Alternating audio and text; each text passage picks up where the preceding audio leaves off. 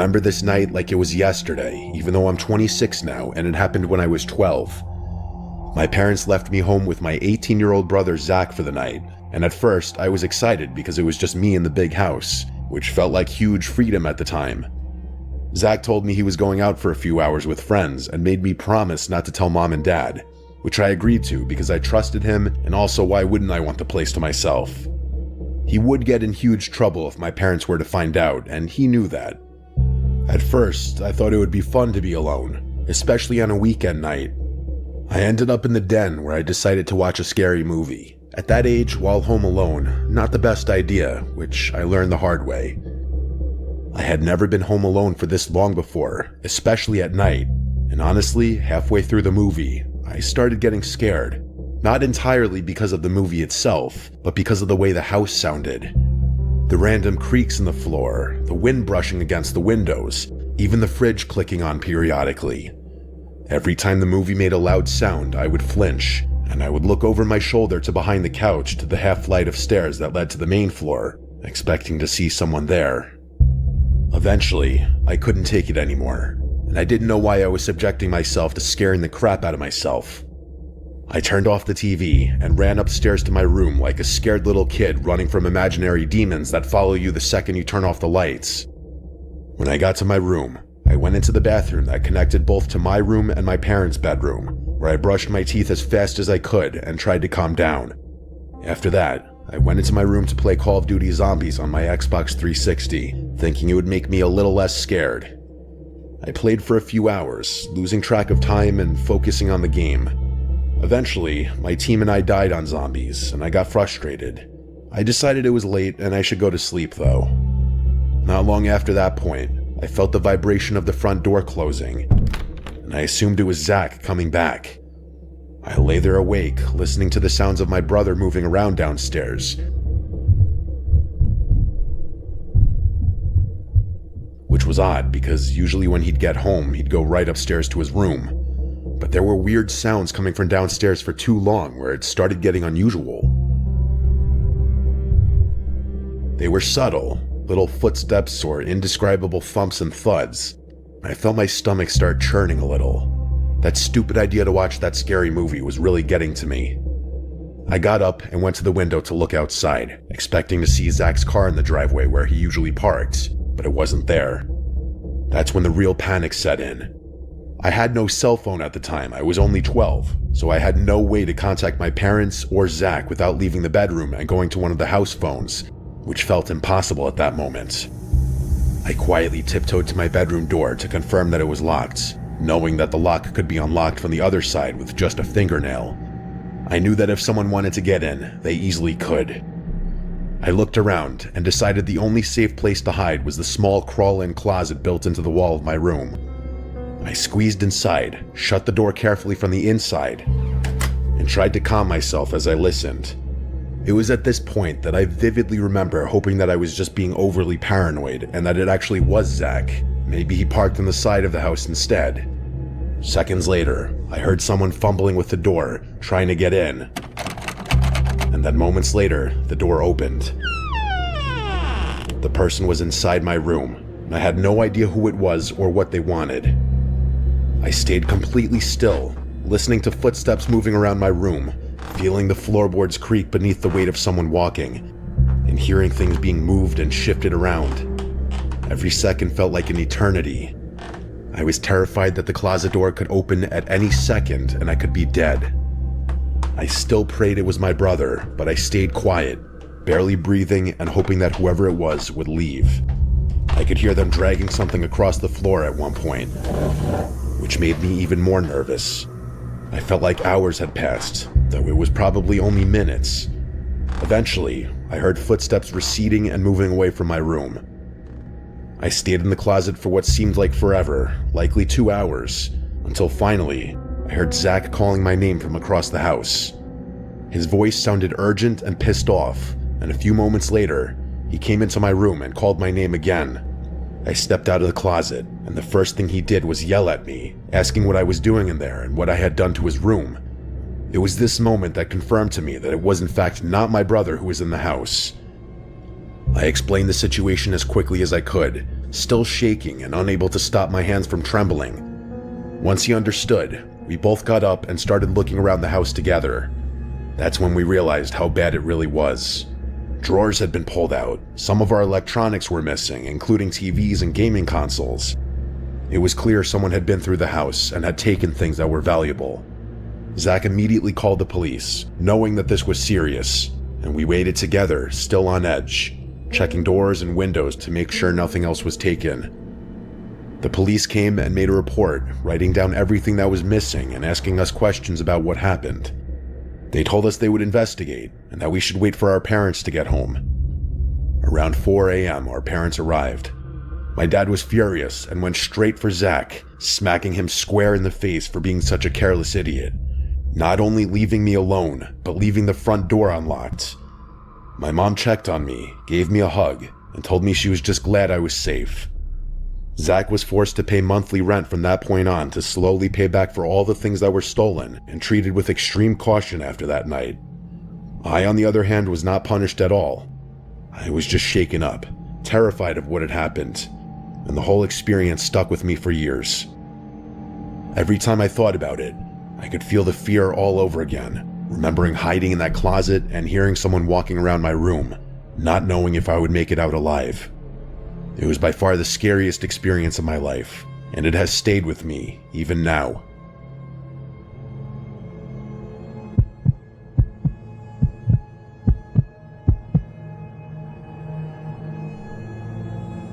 When I was just a child, not even in kindergarten, I lived with my grandparents. My mom and dad had just separated, and my dad worked in the next town over, so I saw him every weekend. My uncle, my dad's brother, also lived with us, so I was rarely ever truly alone. I was always told to never answer the door for strangers. It was a small, peaceful town where everyone knew each other. We had a neighbor who visited often to watch hockey, wrestling, or join family barbecues. I'll call him David. He was friendly with both my grandpa and my uncle. He often drank beers with my uncle and helped my grandpa with yard work or truck repairs. If my grandpa came home with a moose from hunting, he and David would haul it into the shed together. One night, I was briefly left home alone. My grandma was at bingo and had called for a pickup. My grandpa told me he was going to get her and asked if I wanted to come. I refused because I was watching cartoons. He reminded me not to open the door for strangers, then he left. As soon as I saw the truck pull away, the house got quiet. Only a few minutes later, someone knocked at the door. I ran up and asked aloud who it was, and I just heard David's familiar voice identifying himself. I told him that my grandparents weren't home, and he replied that he had just seen my grandpa leaving. I told him my uncle wasn't home either, and he said he had been talking to my uncle on the phone and knew he was out drinking at a friend's place. Then he asked to come in. I told him I wasn't allowed to open the door for strangers, and he insisted he wasn't a stranger since he was our neighbor and someone I already know. In my child mind, he was right, but I didn't understand why he would come over when my grandpa and uncle weren't there. I unlocked the door and opened it. David towered over me. He was obviously drunk, swaying, slurring, squinting with one eye. He stepped inside and put his hands on my shoulders as I backed up. I didn't feel alarmed yet because I had seen my uncle drunk many times. I told him he could wait in the kitchen while I went back to watch TV, but he would not let go of my shoulders. I tried to pull his hands off of me, but couldn't. His voice changed, filled with anger, and he said things that frightened me, though I can't remember the exact words now, only the fear that they put in me. He dragged me into the kitchen and grabbed a large knife. He pressed the tip against my belly and asked if I wanted to be stabbed. When I cried, he told me to quiet down or he would cut my tongue or slit my throat. He dragged the dull side of the blade across my throat to show he was serious. Then I heard my grandparents' truck pulling in. Car doors closed outside. Relief flooded me, and I was about to scream for help, but David clamped his hand over my mouth. He turned us both toward the doorway just as my grandma entered. Her smile vanished when she saw him holding me with a knife. She screamed for my grandpa to get inside immediately. My grandpa rushed in, yelling in shock and fury as he demanded to know what was happening. He took one look at David holding me hostage and charged forward, shouting at David with pure rage. David shoved me to the floor. My grandma rushed over, grabbed me tightly, and blocked me from seeing what was happening while telling me I was safe. I could still hear the struggle. Eventually, my grandpa overpowered him. When I finally looked up, my grandpa was shoving David out the door, yelling at him to never come back, and then slamming the door. As I grew up, I realized David had waited deliberately. He must have known my uncle wasn't home and that my grandma was at bingo. He had seen my grandpa leave. That was his moment. I was too young to understand his intentions. Years later, after my grandpa's funeral, when I was sitting with my grandma discussing memories, I brought up that night and how heroic grandpa had been. She looked uneasy. She said it was truly a terrifying night. She asked if I remembered that my grandpa went out hunting that same night. I faintly remembered him leaving, even though hunting at night wasn't something he usually did unless it involved camping. When I asked why he left, she claimed she didn't remember much. It got me thinking. They never called the cops to press charges on him, and I never saw him again after that night.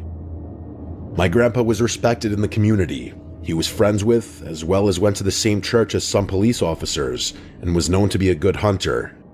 No one would ever question if they saw a bloody tarp in the back of his truck, and he was driving out of town late at night.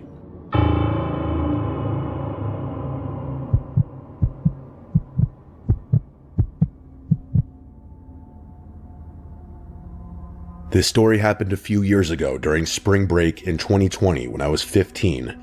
I was home alone one night while my parents were out of town. I was just hanging out in my room when I got a call from one of my mutual friends from school, who I'll refer to as Mason. I don't usually get calls from Mason, let alone texts or keep in touch with him, but I answered anyway. Before I could get a word out, he asked what I was doing. I told him I was just at home and wasn't up to anything. He then asked if he could drop off one of my buddies because he needed a place to stay for the night. This buddy of mine is someone I've known since 3rd grade, who I'll refer to as Neil. I basically told him I didn't feel like having company over and just wanted to chill by myself. After hearing this, Mason practically begged me to let Neil stay at my house. I could sense desperation in his voice as he pleaded with me to let him drop Neil off. I was still reluctant at first, but then Mason told me he'd let me use his weed pen if I let him drop off Neil. After he said that, I caved and told him they could pull up. Looking back, I realized how dumb I was to let something like that persuade me, considering what happened next, but I was a stupid pothead at the time, so what can you do? Neil has always been very outgoing, almost with zero filter, and he doesn't care what others think about him. So when I heard from my brother and other friends the week prior that he had started acting really weird in his classes, I didn't think much of it at first. I asked my brother to elaborate, and he told me that Neil would sometimes start laughing or clapping out of nowhere, even if the classroom was completely silent, and he would sometimes say very strange things to people for no reason, like claiming the basketball coaches were Freemasons trying to convert him. After hearing this, I realized Neil wasn't acting normal, and it wasn't until he and Mason arrived at my house that I understood how bad it really was. I met Mason and Neil at my front door and greeted them like any other day. I hit Mason's weed pen as promised and gave it back. As Mason was about to leave, he grabbed Neil by the shoulders in a very serious way, tears forming in his eyes, and he pleaded with him not to do that thing. Neil looked at him blankly and casually responded that he understood. I really should have asked what was going on, but for some reason, I didn't, and I let Neil inside as Mason left. After I closed the front door, the first thing Neil asked me was whether all the doors in the house were locked. Red flags immediately went off in my head, and I knew I had just gotten into something bad. I told him they were locked and asked why. He asked me to check, so I led him down the narrow hallway by the front door to show that the back and laundry room doors were both locked. He didn't say anything after I confirmed it, and we stood in silence for a few seconds. Then, out of nowhere, his hand shot up like he was raising it, and he put on this eerie, toothy smile that I can still see clearly in my mind. He held it for a few seconds before lowering his arm without saying a word. I forced a fake chuckle to make the situation seem less weird. Then, Neil asked for some water, so we went to the kitchen. As I grabbed bottles from the fridge, I noticed him lingering by the drawer with silverware, including the knives. I watched as he slowly opened the drawer and reached for a steak knife. Without thinking, I ran over, grabbed his hand before he could take it, and slammed the drawer shut. Neil didn't react or move. He just stared at me and let out a chuckle like he was pretending it was a joke. At that moment, I could feel my heart pounding in my ears, and I was frozen in fear. The kind of fear people describe in life or death situations. I had never felt like my life was in danger until that moment, and I could only focus on how I was going to get Neil out of my house. He finally broke the silence by suggesting we go to the park in the neighborhood. I agreed as if nothing happened. We walked to the laundry room leading to the driveway, and I intentionally let him out first. I told him I needed to put shoes on, which I did. He paused and subtly looked disappointed, telling me to hurry up. I shut the door, locked it immediately, and called my brother to explain what had just happened. After finishing the call, I grabbed every knife in the kitchen and brought them upstairs to my room. Keep in mind, I was stoned at the time, so my decision-making wasn't perfect, but I knew I needed to prevent Neil from forcing his way back into the house. My brother arrived with 3 friends in less than 5 minutes, and they met Neil outside. I stayed inside for a few minutes, nervous, then went out. My brother and friends were talking to Neil, who was rambling about the school's basketball coaches being in the Illuminati and claiming they would sexually assault the boys on the team to make them play better. He continued talking nonsense for a few minutes. Then we decided to get him home, because there was no way I was letting him stay under my roof after what had happened. One of my friends eventually took Neil home, even though he insisted he couldn't go because he believed his dad was going to kill him. After all of this, I called Mason to ask what Neil had said to him that made him act that way, and Mason explained that during the car ride, Neil had been reading a manifesto claiming he needed to kill himself or someone else to prevent his dad from trying to kill him. Mason had panicked and just wanted to get rid of Neil, which explains why he sounded so desperate to drop him off at my house earlier. After hearing this, I lost my mind and asked Mason why he would just dump Neil at my house without warning me, though I knew part of the fault was mine for not asking sooner. Later, it was revealed that Neil had taken drugs he shouldn't have, which triggered schizophrenic episodes and caused him to hear voices. About a month later, I told my mom the story, and she was not thrilled, to put it lightly. Needless to say, I avoided something truly horrific that night by being on edge when Neil entered the house, and I still think about what could have happened if I hadn't paid attention to him in the kitchen.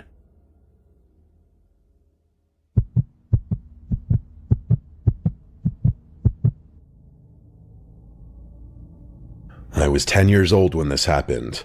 My mom had gone grocery shopping that day, and she asked if I wanted to come. I remember making a big stink about not wanting to. It was a warm, sunny afternoon, and I just wanted to stay home and shoot hoops in the street. I told her nothing bad would happen, and she would only be gone for a couple of hours. She finally gave in and let me stay. As soon as she pulled out of the driveway, I grabbed the old basketball from the garage and started shooting around in the street where we had a hoop set up. I shot around for a while, doing little games with myself, pretending I was down by 1 with a buzzer shot. I was sweating a little from running back and forth, and at one point I stopped to catch my breath. I bounced the ball lazily and looked around the neighborhood as I caught my breath. That's when I looked up toward the house. At the upstairs window, someone was staring down at me. It was only a shadow behind the glass at first, like someone was standing back from the sunlight. I stared for a good second or two before the shape shifted slightly, and I realized it wasn't some kind of trick from the sun. Someone was up there at the window, looking out at the street. None of my family was supposed to be home. My sister was at college, my dad was at work, and my mom was across town buying groceries. I dropped the basketball without meaning to. The window was my sister's room. The blinds were half open, and the figure was right behind them. I say figure because that's all I saw, no distinguishable features. I didn't know what else to do except run inside and see who was home. I ran around the side of the house and through the backyard gate. I burst inside and slammed it shut behind me. I yelled up the stairs asking who was home. My voice cracked when I yelled it. For a second, I didn't hear anything. Then a voice answered from upstairs. It said, "Brad, come upstairs." It wasn't my mom, it wasn't my sister, and it wasn't my dad.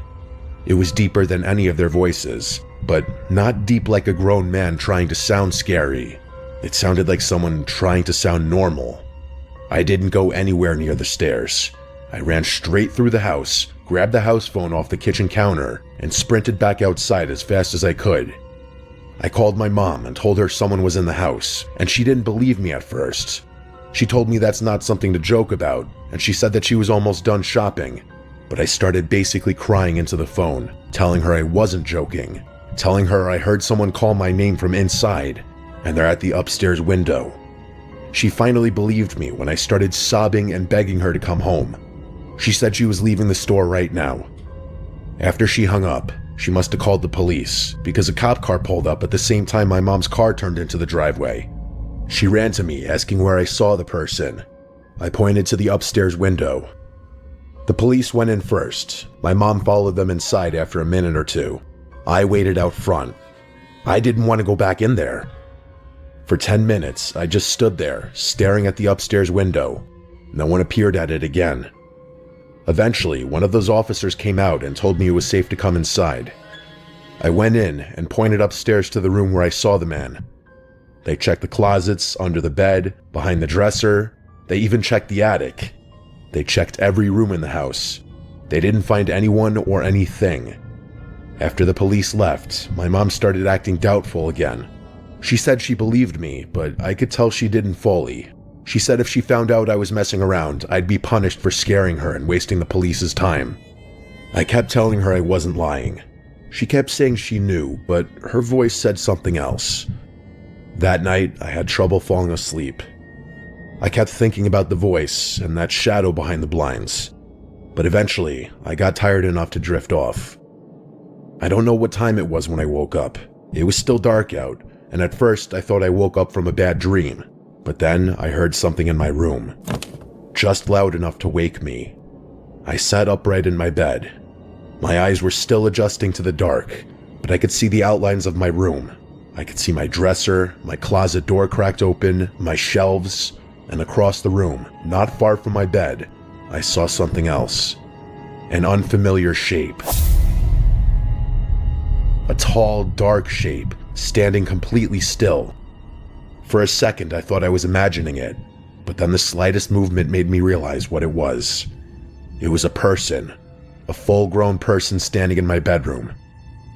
I didn't even have time to breathe. I just screamed, a loud, broken scream that tore out of my throat. As soon as I screamed, the figure moved, fast. It darted across my room in 2 steps, grabbed my window, slid it open, and jumped out. I heard the man's feet land on the small awning below the window. My parents burst into the room as soon as I screamed. My dad ran straight to the window and looked out. Then he ran downstairs and out the back door to try to find whoever it was. I'm fairly certain he ran out there barefoot. He came back a few minutes later out of breath. He kept shaking his head and saying he didn't see anyone. They called the police again, but that time it was mostly just to file another incident report and for the cops to scout the area. We don't know how long he was in the house. All I know is he was inside during the day, long enough to know my name, and he was watching me from my sister's window, and he stayed in the house until nightfall. That, or he snuck in and out of the house through my bedroom window by climbing up on that awning. Either way, he was in my room while I slept, standing there in the dark. Who knows what else he did while he was in the house? That's the scariest part.